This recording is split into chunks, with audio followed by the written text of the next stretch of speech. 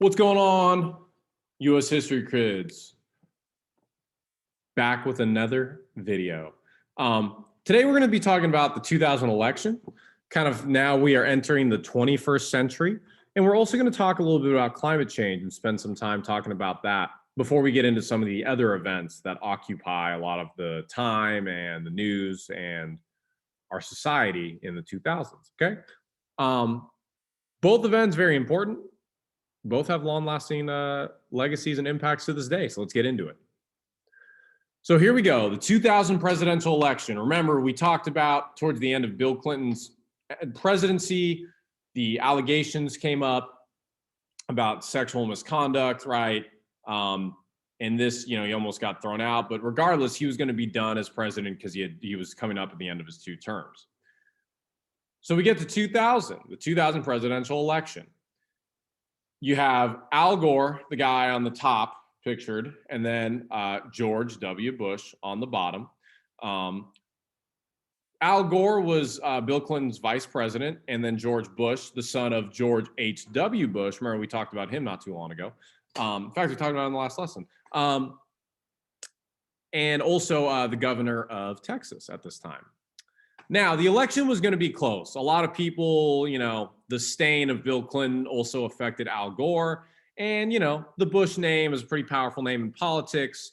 Bush was a pretty likable guy at the time. So it was going to be a very, very close election. But just how close it really was is kind of almost hard to really think about. And it's ultimately changed our country forever. So election night is very close, very close. It's one state goes to Gore, another state goes to Bush. It is a slugfest. It's like a prime time fight. I mean, it's, classic. But by the end of the night, here's what happens. Al Gore ends up winning the popular vote. Remember, we've talked about this. This is not how you elect a president in this country.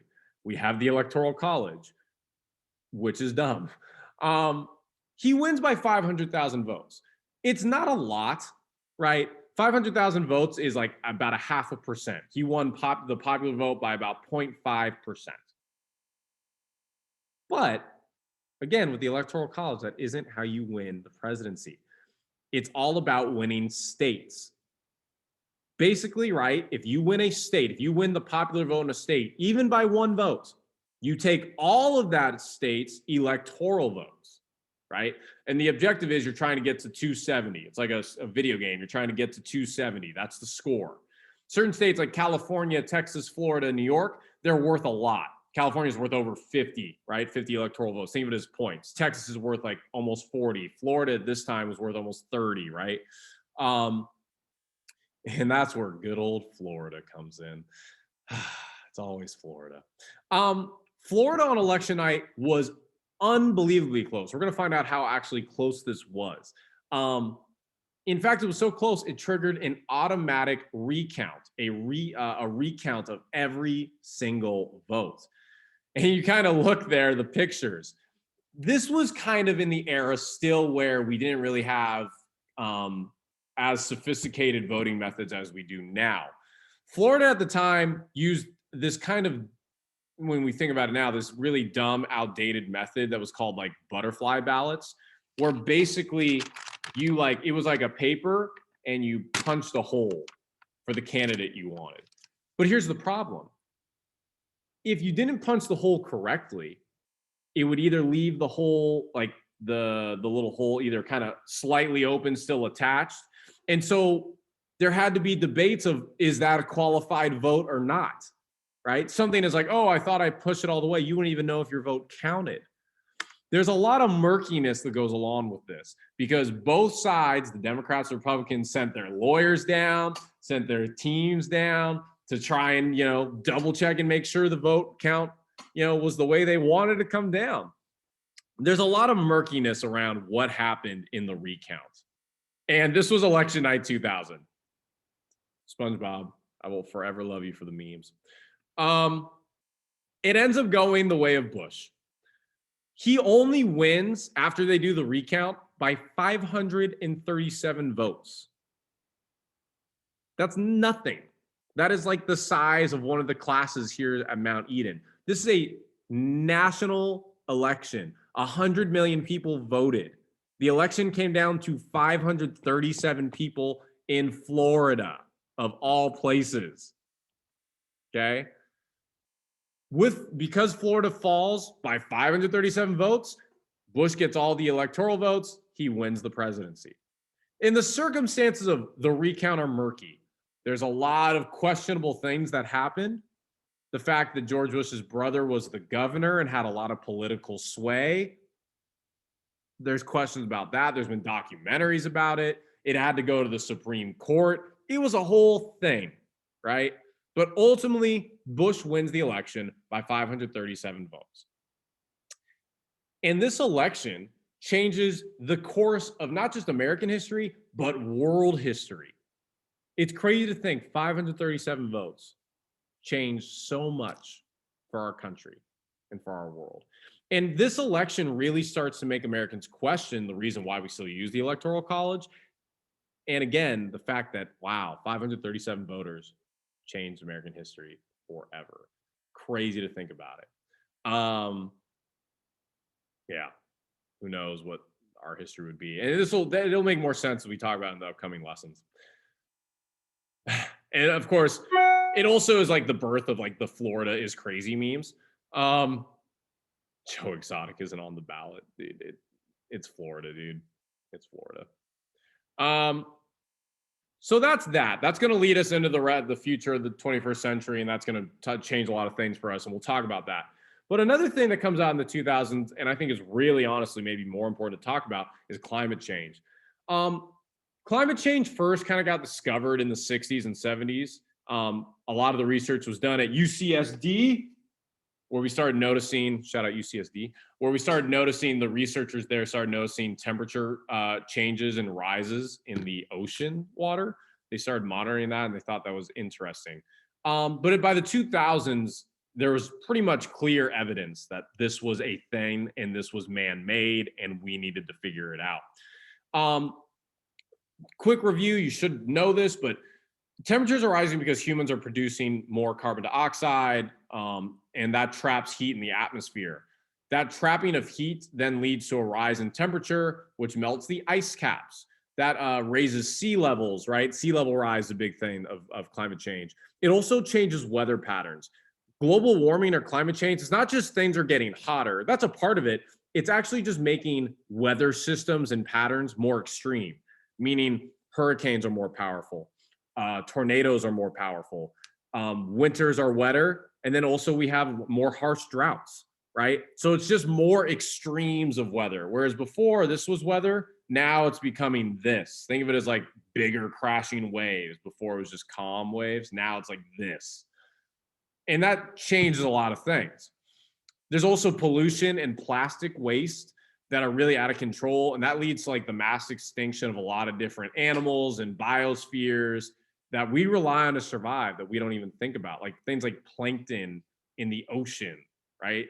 And just the algae that produces oxygen. A lot of people think trees produce the most oxygen. It's not. It's the algae in the ocean that produces the most oxygen. And climate change is killing a lot of that algae. We need oxygen to survive.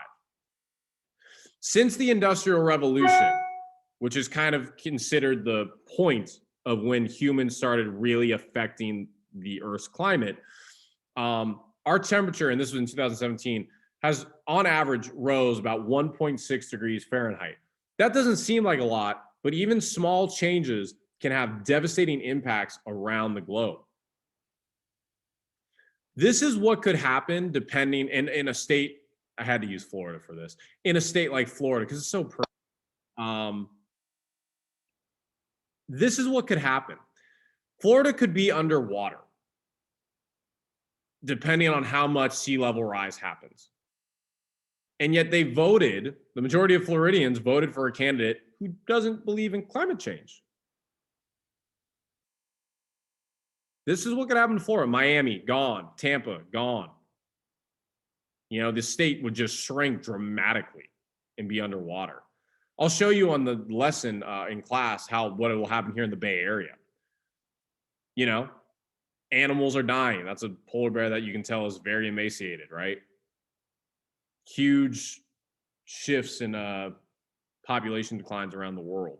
And ultimately, the money and the lies that have happened are more powerful than the truth in saving our planet. No serious action has been taken either by the Republicans or Democrats here in our country. There's very little international cooperation, although that's starting to change. And ultimately, unless the government put pressure on companies to say, hey, you have to do this, then it's just going to continue to be the case. Overwhelmingly, the conservative and the Republican Party has really tried to either lie about climate change or just kind of ignore the facts. Not all, but a lot of the Republican Party has tried. And you can even see here that the majority of Democrats believe that climate change is a real threat, where the majority of Republicans don't. And so therefore the politicians who are elected, right, they're not going to make serious changes for the climate. And of course, Trump thinks it was created by climate change is created by the Chinese in order to make the U.S. manufacturing non-competitive. I mean, it's just things like that, right, that we have to battle against to save our planet. And that's why very little progress has happened, because a big chunk of our country doesn't believe in climate change or think it's a threat. But there is good news. There are some places and companies that are actually trying to fight climate change. Patagonia is a good example of a company that really tries to do. They're a big company that tries to fight climate change and give a lot of money and resources. There's a lot of areas that are now becoming more protected and have now places that were really decimated from climate change and pollution, but now have seen like the earth kind of heal itself and have kind of rebounded and come back.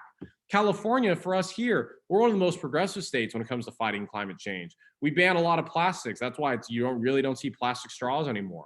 We've moved away from oil and gas, and we still are, and we're trying to rely more on clean energy. And we just encourage more friendly practices here for the environment. And we have a lot more environmental regulations than almost any other state because we kind of take it pretty serious here.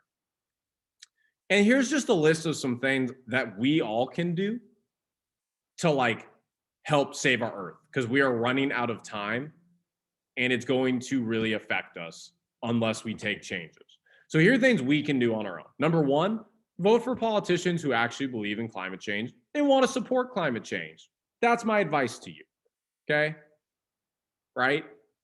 Sometimes you'll get a Republican that does that, and that's great.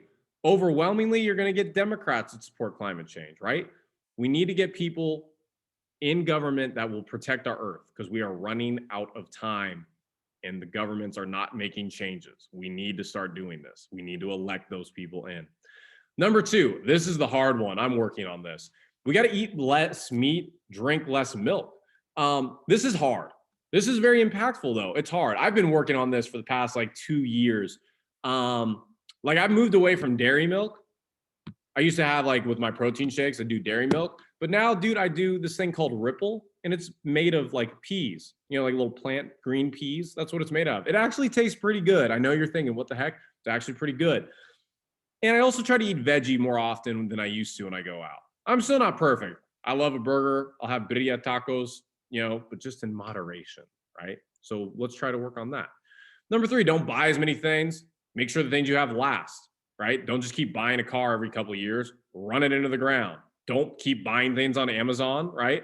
Do I need it? Do I want it? Make your stuff last, right? Number four, stop buying as much plastic. Use more reusable things like metal straws. They have reusable silicone bags now. Get a hydro flask, right? Number five, take quicker showers. Seriously, time yourself. See if you can, maybe cut down your use of water in the shower by 30 seconds to a minute. That'll add up. Okay. Number six, buy eco-friendly businesses. Buy from them or support small businesses. They often have a much smaller, it should say eco, not econ, eco footprint than an Amazon or a Target, for example. And then, hey, when the time comes, buy an electric or hybrid vehicle, right? Don't buy a gas guzzler, right? Buy something that's going to be more efficient, right? Or doesn't even rely on gas. These are all things that we can do, every one of us. But it takes commitment. It takes everyday, being on it. And we have to, because we were running out of time. We are seriously running out of time. I can't stress this enough. If there's anything that you do for the rest of your life, it's try to be better about taking care of the environment.